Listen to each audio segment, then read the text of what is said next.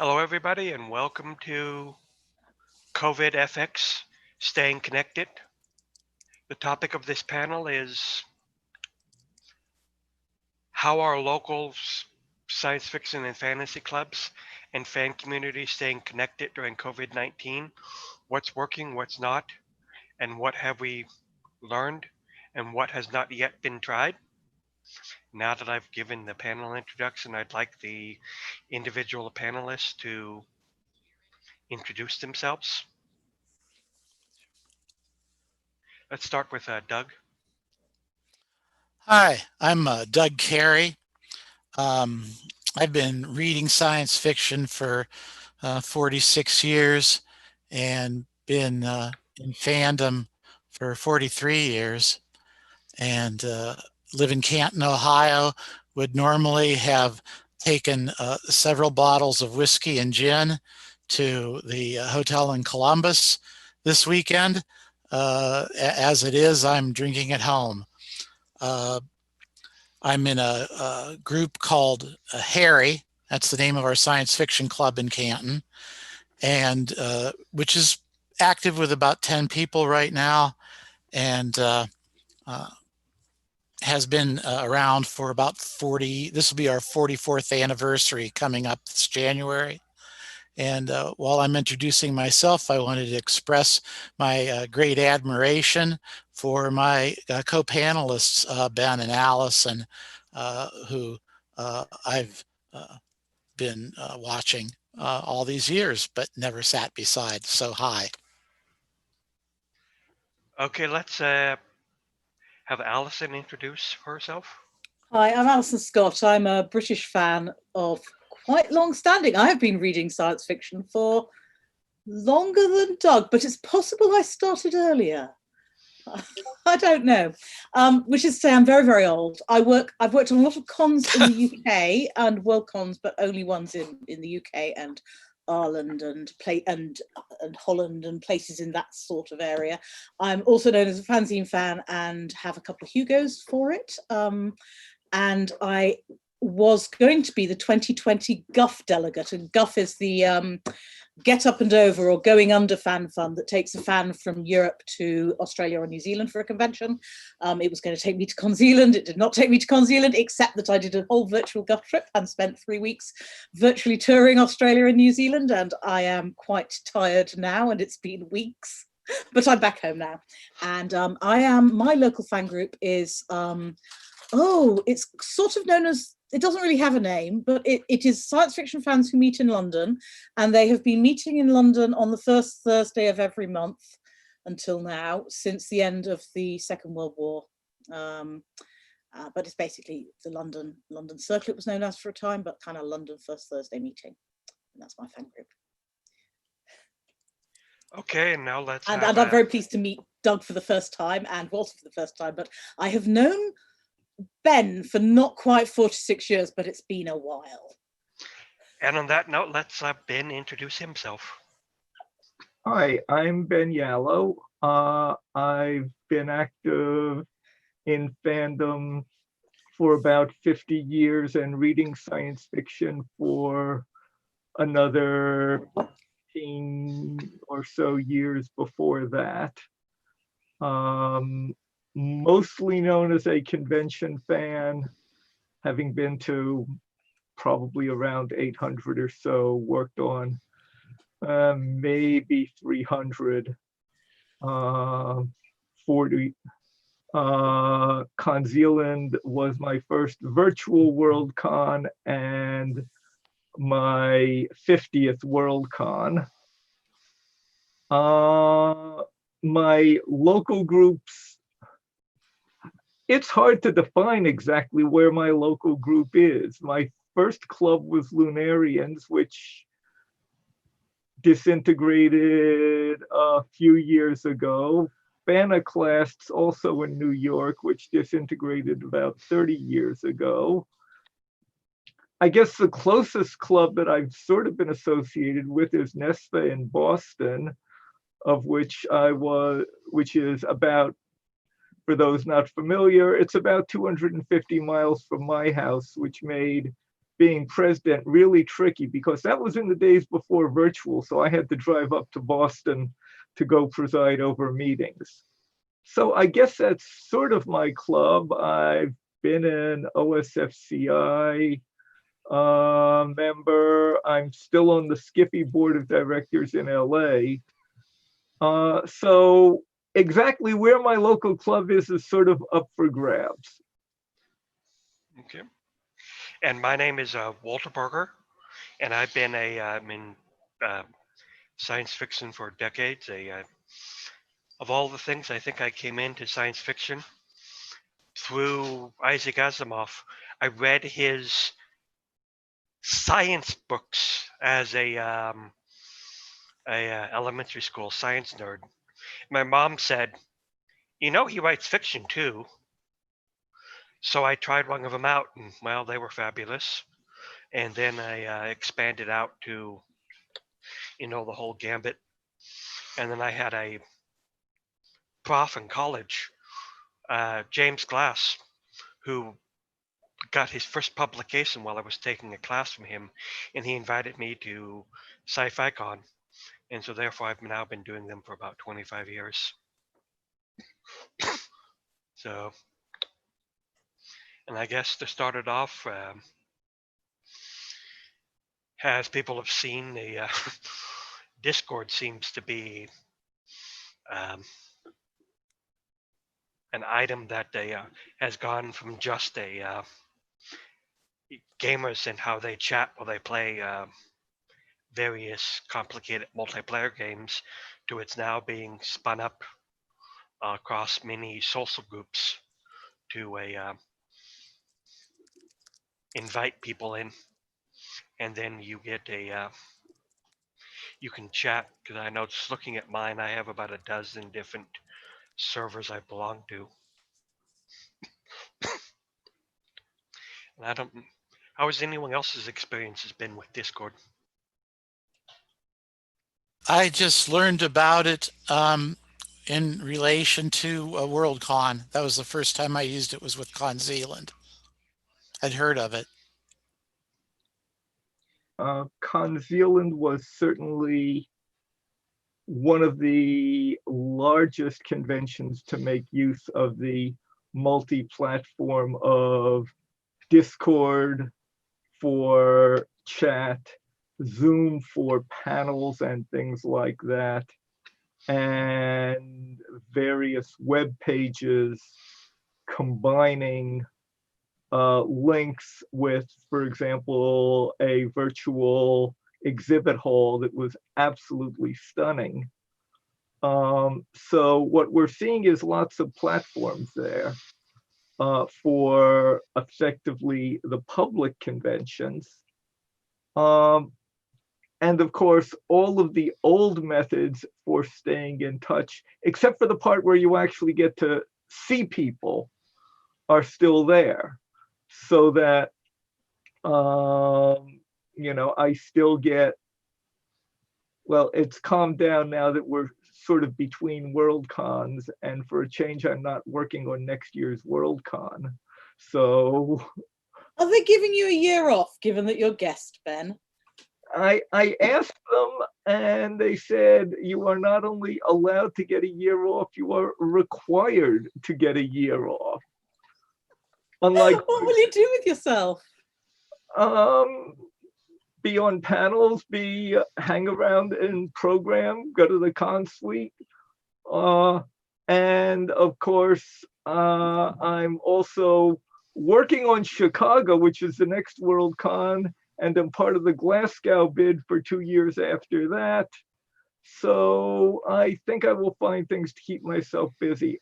Now, okay, so when I was in Melbourne, I spent the entire time, I was not actually in Melbourne, but virtually in Melbourne, being schooled by the inhabitants on how they pronounce the name of their city, which is Melbourne, not Melbourne.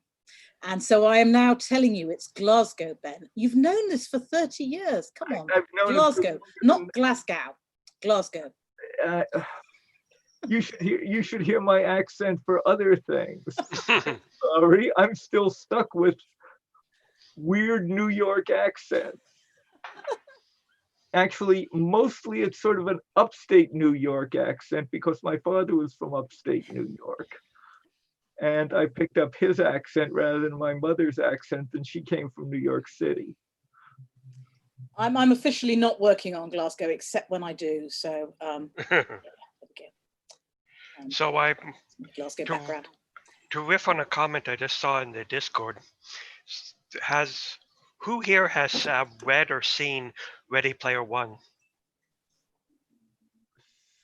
Well, I guess not. But it was, well, I saw the beginning of it and then sort of like fell asleep, so that doesn't really count. I have Okay. not read or seen it, I'm afraid. I'm going to talk about something you didn't mention. People talked about Zoom for Program and Discord for chat, but a key feature of the WorldCon, I don't know whether NASFiC is doing this, but one of the core things that you can do is use Zoom for parties. And at the moment, I think, despite the fact that I believe I've tried every party hosting system on the planet for virtual parties, I believe that Zoom remains the best system for running virtual parties, and it's not very good, but it's a lot better than every other possible system that I've tried so far, which is only about 20. I recall at a Con Zealand, they also had a virtual bars with basically they had kind of the free form video because Discord will do video and audio. Yes, okay, so Discord does video and audio, but it's very bad. Right. Well, So it's fine if you want to have a group of no more than 6 people. Yeah, there was it kind of works. Yeah. But what happens with Discord is if you have 6 people having a nice chat in the bar and somebody else sees the list of people and goes, oh, that sounds great, I'll join that lovely chat in the bar, somebody who is already in the conversation's video will fail. Yeah. And so that's not perfect, really. The thing is that doesn't happen with Zoom. Discord only added video relatively recently. It was designed around chat because that was what it was being used for. Yep. Then there was enough demand by gamers and by wanting to expand its usage outside the gaming community that they added all the video and audio and didn't quite debug it. It's doing much better now than it used to. Yeah. Which is a fairly appalling statement about how the audio video used to work. But yeah, I agree completely. Zoom is right now the platform of choice. It also is tricky because lots of conventions have been juggling whether they want to make people all co-hosts. How do you move between rooms? Do you keep an individual responsible in the main room for moving people from room to room? I don't think that's settled. I don't think that's settled yet. I think it's going to be shaking down over the next year as more and more people use Zoom for parties. There's also an issue about Zoom's functionality because the functionality of Zoom keeps changing, and they know that we're using the co-host formation not as intended. Con Zealand ran its parties in quite a clever way that didn't require the use of co-hosts by asking people when they got to the main party lobby to indicate by changing their nickname what party they wanted to go to. And that kind of worked, actually. Worked much better than I was expecting it to. And the parties worked much better than I was expecting them to. So, you know. I spent a lot of time in parties at Con Zealand and I had a pretty good time. Agreed. I spent a little bit less time because unfortunately, my real world thing required me to keep my body on New York time because my real world job had me doing a lot of New York time stuff.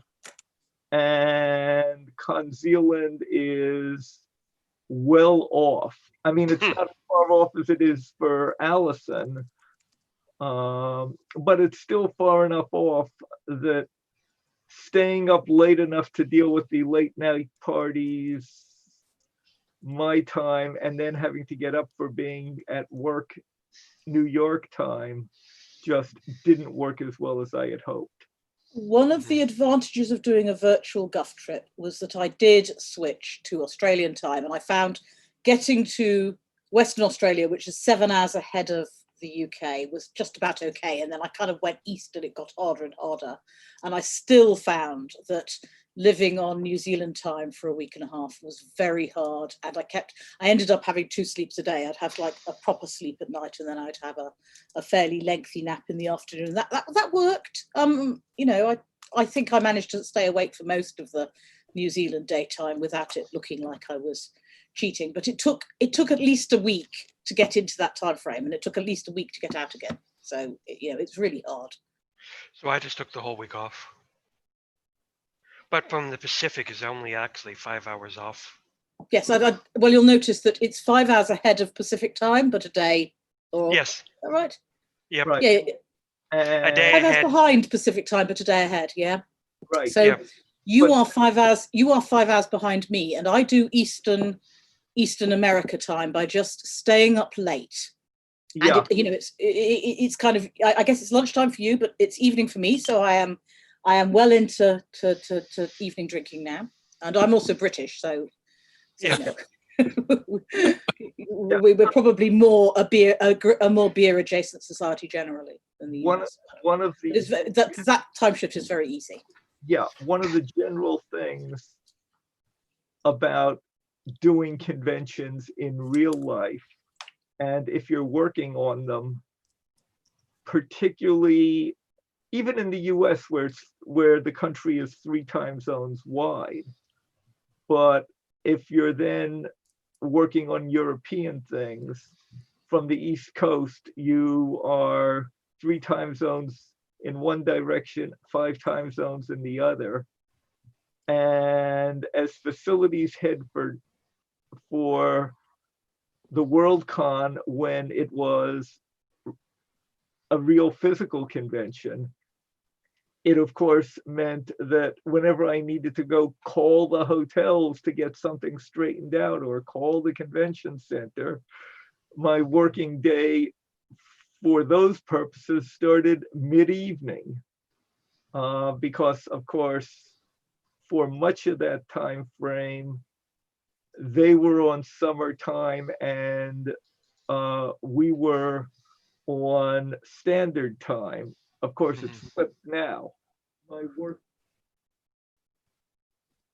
So it get time Yeah. zones. If you spend a lot of time working on conventions outside your local time zone or doing things like that, keeping track of how far away somebody is and what time it is there is really, really, really, really important. Yeah, I know. We used to have a dev team that was in the UK, and we would show up first thing in the morning on the West Coast and have meetings with them just before they went home for the evening. And yeah, that makes for some interesting interactions. It also gets nasty because there are, I mean, I'm 5 hours away from Allison, except for a couple of weeks in the spring and a couple of weeks in the fall when one of us has gone on to daylight savings and the other hasn't, or come off daylight savings and the other hasn't. So suddenly, no, it's not 5 hours anymore. And particularly because it gets particularly amusing because frequently there are switches around Easter time, which means that when I'm flying to EasterCon, then I leave and it's one difference. Sometime while I'm at EasterCon, it changes, and then I come back to New York and it's a different change. So it gets, I mean, there's nothing in the fall like it, but EasterCon happens to frequently be around the time when suddenly we're not 5 hours apart anymore. So watching the video here, let me ask it in a different way. I know going all the way back to say Snow Crash and the idea of a 3D virtual environment, the more I use Zoom, the more I'm like, I still don't know that I actually want the goggles and a full 3D environment. I understand. The video, so you can see each other's faces, so you're not a bunch of disembodied voices on an audio chat. But I'm still not certain I want to sit here, you know, with 3D and everything. And I'd like to hear other people's. I think Somebody's got it. Yeah, so I have goggles. I was at a 3D convention last weekend, and it was amazing. I mean, it wasn't a convention in 3D. They did do some stuff in 3D, but it was primarily a convention about stereoscopic photography, which has a certain overlap with science fiction fandom. They spent a little bit of time in 3D, but not very much, because as you've noticed, the 3D, it's hard to wear goggles for very long at a time. The 3D tools are not good. There are some, I mean, Mozilla Hubs is where you should go if you want to recreate Second Life. But the avatars are kind of cartoony. So what 3D spaces do give you is the ability to find people that you want to talk to, rather than having to try and work out where everybody is. And so at the moment, I think the most promising routes to socialization in these spaces is to have something that where the lobby system is kind of possibly 3D, but actually 2D ones work quite well as well. But then once you find the people you want to talk to, you can then go into video chat with them. If Discord's video chat worked, this would work for that. But at the moment, it doesn't really work well enough to make that work. I think the other trick is that Discord, because of its pricing model, I think paying for the video bandwidth is the expensive part, and you have to massively crank up your video to get it to go, and that's where the Zoom's got its bit going, is that they have the bandwidth, which of course is why it also costs more money for Zoom, particularly when you start paying. Zoom is dirt cheap. I mean, I'm going to talk about my local groups, because the title of the actual subject line of this talk is how are local groups coping. And about a week into lockdown, somebody said, are we having a first Thursday meeting? The pubs are closed. Are we going to go online? And so I kind of looked at what the options were, did some tests on, including Jitsi. Somebody's asked, what is Jitsi good for? Jitsi is good because it is open source and Zoom is not. It's still owned by a company. Jitsi only really works properly in Chrome, so that's a limitation. But some people like it. It is consistently less good than Zoom. Zoom, I started looking and concluded that Zoom was the best way to do the London meeting, which is typically about 40 to 60 people pop in through the evening when we're in real life. And it's been about the same in Zoom. It's been a different set of people, but it's been about the same size. And I went, I realized I couldn't do what I wanted to do with a free Zoom. The paid Zoom I'm using is £12 a month. It costs me £6 to get a tube ticket to get to the pub. And it cost me £6 or very nearly £6 to buy 1 pint of ale once I'm there. So it's essentially, and people kept saying, oh, can we help with the cost? I'm like, the cost is trivial. I use my paid Zoom account every single day and it's costing me 12 quid a month. I mean, I think people are actually cheapskates. Well, I think the other trick is that the costs I've seen in Zoom have also been for if you're trying to do corporate setups where you it's quite expensive. Yeah, when you've got the enterprise where you actually have hundreds of people. Then but even then, per person, it's probably not very much. They have a kind of large meeting edition, which puts the cost up quite a bit. They have webinar, which is one of the things I've done is we've put, so another fan fund that's not Guff is the Transatlantic Fan Fund. And we did Anna Raftery's TAF report as a series of video interviews. And we did that on Zoom. It's now concluded, otherwise I'd be telling you how to listen to it. But we did it on Zoom as a series of open Zooms and people came along and we just muted them all, but we didn't have webinar mode. So if they kind of turned their screen or video back on, we couldn't stop them. But we kind of tell them, please don't do that. But webinar is quite expensive. There are lots of ways to spend money on Zoom, but the basic pro account, which is what you need to have a meeting of you and 60 of your mates that lasts for 5 hours, and everyone has lots of beer and it's a lot of fun, is not very expensive. It's funny. I actually, one of the meetings I go to every month, there's a security group here in the Seattle area where we do a monthly Zoom meeting. It used to be a restaurant, and now every month it's and we had the lady who was in charge of the technology for the Seattle School District, and she pointed up that their Zoom bill was running 25 or 45,000 a month for a Zoom meetings, but they also have I think it was a 80,000 students or something like that, Right. and trying to move it into the classrooms. Yeah, that's where they it's still a blew lot up. cheaper than buildings. Right.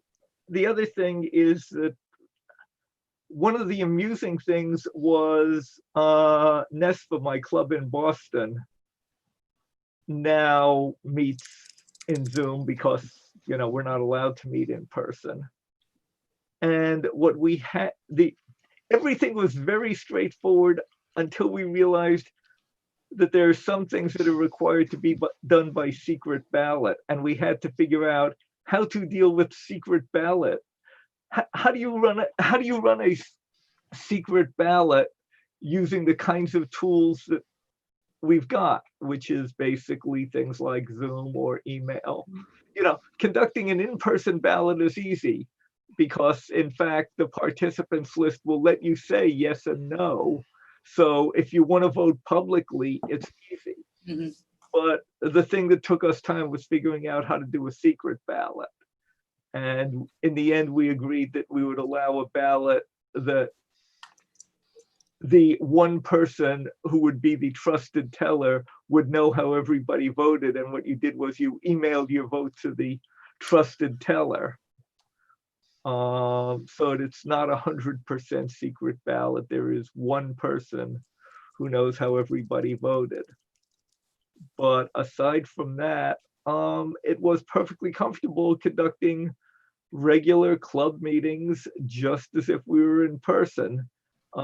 If you had the bandwidth and a fast enough computer and a fast enough graphics card, you could expand the grid view up to 49 people. And since we never had more than 49 people at a meeting, you could actually even see everybody. You can't. Zoom is really very clever. It takes a look and says, can I drive this fast enough to be able to make that work? And if not, it grays out the box in the settings that says, let me have 49 people. I've been wondering whether if my computer was faster, they'd let me have 64 or 81 or 961 on screen at once. There's a at work we use Teams. Yeah. And there's been a recent upgrade. Well, there's a recent upgrade to Teams that's just being rolled out, where instead of having big boxes, they've been doing just a headshot and laying everybody out in like a virtual classroom, in a virtual movie theater. And so you have, instead of having to worry about the backdrops or backgrounds, they use the digital removal, like my system has, where you remove it and you get the backdrop, where they've actually, for everybody, they remove the backdrop and take just the person and stick them on a static chair, like in a movie theater, and line up everybody into a chairs in a movie theater, so that you can try to, so if you want to get 40 people into a meeting, you squeeze them up by doing digitally removing all of the background and having them stick there. And that's their new idea for trying to get people in bulk. Zoom had the advantage with our small club. We started out trying to use Skype, and some of the membership were almost all older people. We're all over 60, I would say at this point, except for a couple members. We've faced the situation that most clubs face, where there's a graying of science fiction fandom. And for some of them, their hobby wasn't to keep a good computer running for this sort of thing. Skype was too hard. Zoom was easy. And once I switched us over to Zoom, as Allison said, it's dirt cheap. So I'm buying the membership. It's nothing to be concerned about, and have been able to keep everybody in touch. We switched from a monthly meeting at a public library to a weekly meeting every Monday because of the concerns. We're sort of a person-oriented club at this point. While we are a book or movie discussion group, a lot of it is just making sure we're taking care of each other. And Zoom has been real helpful for that, reassuring people when they've been laid off, boosting morale until they get called back, and so on. So Zoom really worked out for us. At work, we use Teams. I work for the court system, and I think I find we're going through a big phase right now of trying to coach all the attorneys that work with our court to try to use Teams, learn Teams in order to have video-oriented court hearings. We've been doing them over the phone since March, but to try and get the video going is a whole nother step. And I just think Teams just isn't quite as easy to explain to people how to get it fired up. Zoom's really got a great thing going with that. That's I think what somebody asked, oh, Walter. I was going to say. That's what the Seattle School District found, is that they got a massive discount on Teams because Microsoft is a local company Yeah. with respect to the Seattle School District. So they got a dirt cheap license. And then they found, when actually rolling it out, that the students and the parents and the teachers found Zoom real easy to use, and found Teams to be a bit more complicated. And I guess we started off with the London group, just asking people, telling people about it in our Facebook group and letting people know, and telling our friends that it was happening and sending them all the Zoom link. That didn't get everybody in. It's been, I guess we started in April, so April, May, June, July, August. So we've had 5 so far. And as the time has gone by, we've kind of, first of all, word kind of spread, and so that helped bring people along. And we told people in situations that weren't Facebook, in the kind of like the email, the mailing lists that we're on and things of that sort, to try and get people along. We do have quite a lot of people who aren't Londoners coming. In most cases, but not all, they are people who are quite well known to London fandom, because they do often pass through London. Either they used to live in London, or they often pass through London and they're familiar with us. But we're kind of trying to make it, to keep it with a fairly strong London focus. And we've been reaching out to the people who would be regulars in person, but are not able to, have not yet connected on Zoom, to give people individual help with getting online, working out what it is that's stopping them. Because Zoom is quite you don't need. I have, my house is full of 2008 MacBooks, and they're fine for Zoom. You don't need a lot of a computer to get onto Zoom. So we're trying to help people who've been struggling with it. But there are some people who just don't like it, and there are a few people who've kind of gone, well, I've done it once, and it just reminds me of how much I miss sitting in the pub with you guys. So I respect that. Yep. But we've tried. We've still got a few who've never tried, never connected, and we miss them.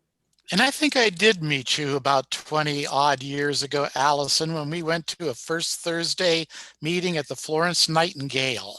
That's the sort of time you might have done, yeah? Yeah. So. The thing that I am waiting to see how it works is that Dragon Con has gone virtual. So in 2 weeks, we get to see how a convention that had, at last time it was held in person, 85,000 will work. So I'm really looking forward to that. They went free. So it's really hard to predict how big it's going to be. Yeah, I know San Diego Comic-Con went virtual, and that was a bit of a bust because finding any of the dealers turned out to be a pain. They also wanted the dealers to pay good money, and then finding them became a major challenge. So that was quite the bust. You are anticipating the panel I'm on in 4 hours' time, where we're going to talk about how difficult it was to trade at Con Zealand, and how we probably just about made our table feedback, but it was all a bit sad. Yeah, that's Dragon Con is going to be an interesting challenge, because I'm assuming that I know they learned a lot from Con Zealand. I know that they looked at what happened in San Diego. And they look to be doing some interesting things. And I'm looking forward to it. But it's going to be an interesting study, because they face quite a challenge. Mm-hmm. And as I say, unlike the regular Dragon Con, this one is free. And since they basically if you'd already bought your membership, they've rolled it forward to next year.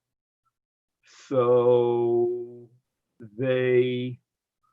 it's not that they've got the income from the memberships that were bought before it went virtual.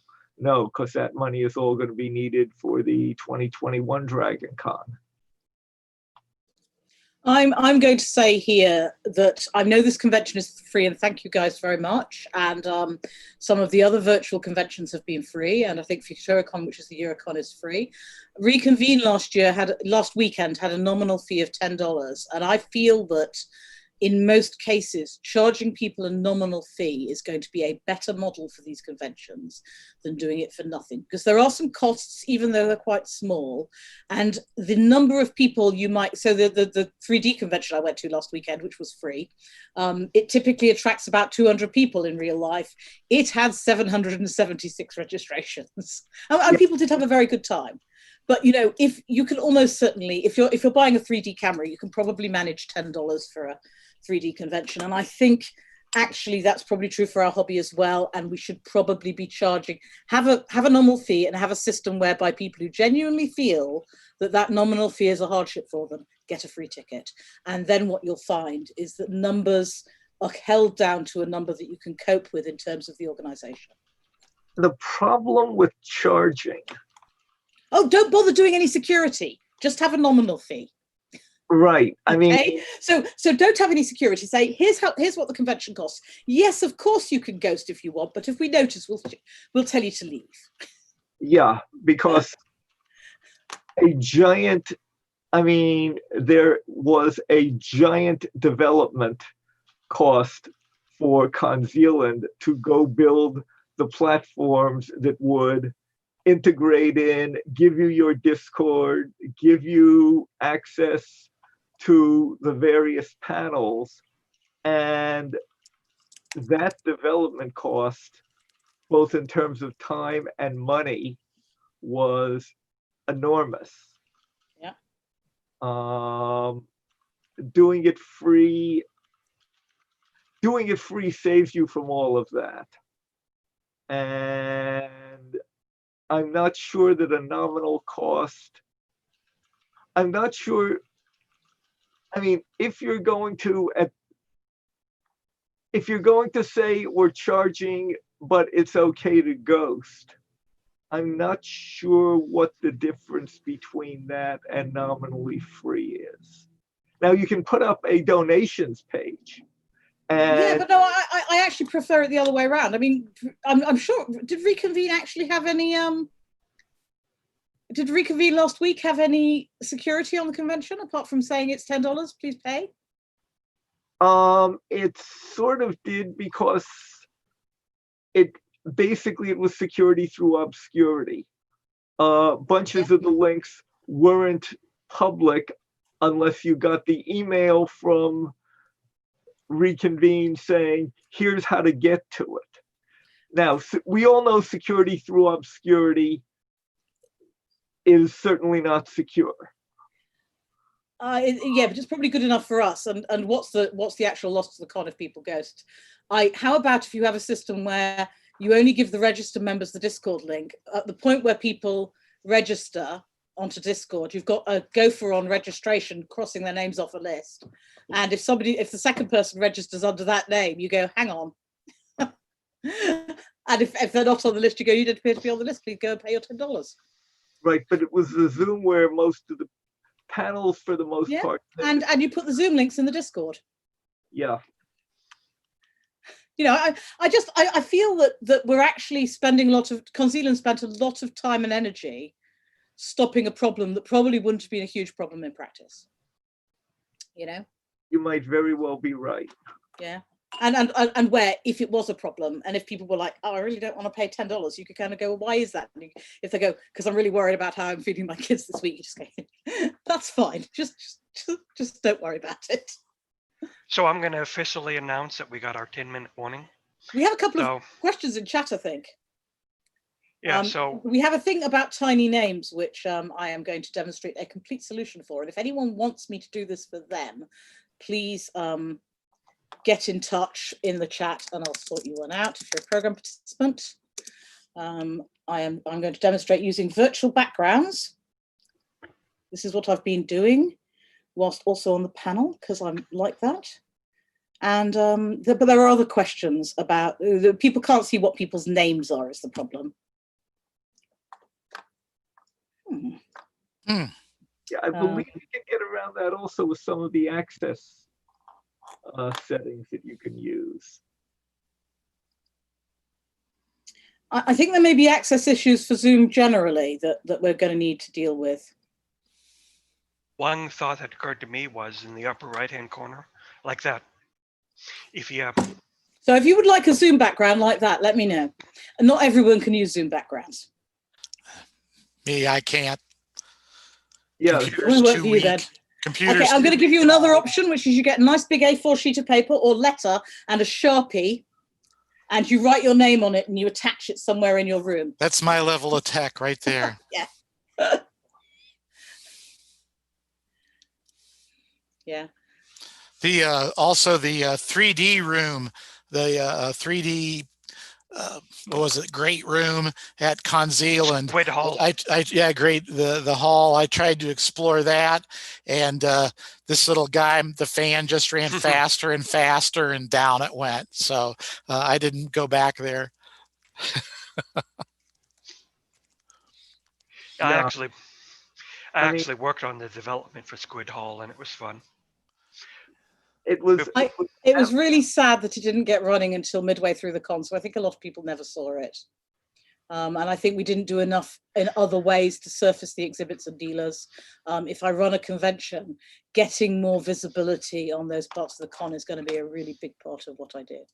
Yeah, one of the interesting challenges is that a lot of the things that look really cool in Zoom or Squid Hall or things like that depend on you having both enough bandwidth on your internet connection and a powerful enough machine, both in terms of raw CPU power and, more importantly, in many cases, your graphics card. Because you know, the graphics card is actually generally nowadays a more powerful computer than your actual computer, at least for the high-end graphics cards. And Zoom, at least, looks really hard and says, no, I'm not going to let you try this because you don't have enough oomph for it. Okay, so here we got some questions. We got 5 minutes to go. Excuse me. Plus, So somebody asked, of course, which of the chat programs have the best security and I'm going to say again, in the same way that I say, if you charge, don't bother securing your platform. You don't need it to be, you're not actually running government secrets here. What you're looking for as security is being as secure as the upstairs room at the Bishop's Finger. Or whatever, or pick a pub of your choice. I mean, for running local groups, it is very unclear to me that whether Zoom is adequately secure should be a major. It's much more important to get people, to help the people who are isolated, who have been living on their own and have not actually had a proper conversation with another person for 5 months. Getting those involved in these things is much more important than worrying about whether the Chinese are listening to us. Hi, yeah. Chinese! Right. And basically, that's the answer. The Zoom security is secure enough as long as you're not, the prime minister or the president trying to have a conversation with something. That's the level at which you're concerned about Zoom security. Otherwise, don't. And then Try not to tell people your credit card numbers over the Zoom chat. I do worry a little bit about trolls finding our little Zoom community. But if so much better with the waiting room and the password mandatory. Yeah, I have had friends who've been Zoom bombed. They've been slightly bigger bits of the internet than us, but a waiting room's almost a complete solution, because if I'm running Zoom, even with 50 or 60 people, I mean, and you could probably do this up to a couple of hundred with co-hosts, you just ask people, if there's anyone in the waiting room whose name you don't recognize, you ask them who they are and why they're here, and that's tell you. And if they're a bot, they won't tell you, and you're done. And that's what we picked up for our meetings, is that we did a meeting with a Meet where we published the URL to the world at large, and we stopped doing that. And what we did is we had sign up and then we'll email you the link, and it's like pretty much add in just a little bit of friction or add in any sort of gatekeeping, and then the Zoom bombing often goes way down if you're handing it out to people you know, or to something other than a worldwide page that says, "Here, come to our meeting," and publish it to the world at large. That's what we found significantly controls this. And then there was another question there, more of a statement question, that things do cost money, and flexibility is ideal, but expecting all cons to be free is unrealistic. But I think we talked about that a bit. That right now we're still kind of working out what the future of things are going to look like. I think for a lot of the dealers' rooms and the art shows, those are the pieces where we still haven't quite figured out optimum solutions. Well, the trick there is that I expect that the future is going to be more and more hybrid. That, in a year or whenever it is that all the travel restrictions get lifted, we're going to want to meet in person. Yeah. But people will expect some sort of virtual aspect to the convention, so people can get in if they can't fly to New Zealand or whatever. Okay, and 60-second warning. Allocating costs there is going to be the interesting challenge.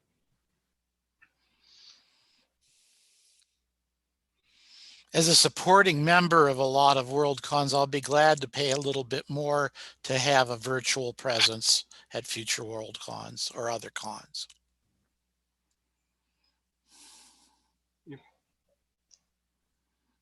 I I have like another 20 minutes to talk on that, so I'm not going to, because I know we've got a wrap-up message. Yeah, right now, Let's go chat in the bar. That's good. That's what I like to do.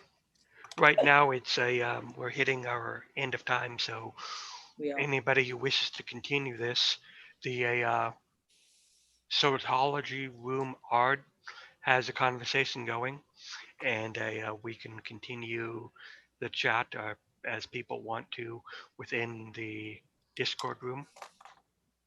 And I won't be able to join you there because it's my shift on the Glasgow table, but come see me at the Glasgow table. Thank you, everyone. It's been Thanks, a wonderful everyone. panel. Bye, guys. Thank you. Bye-bye. Bye.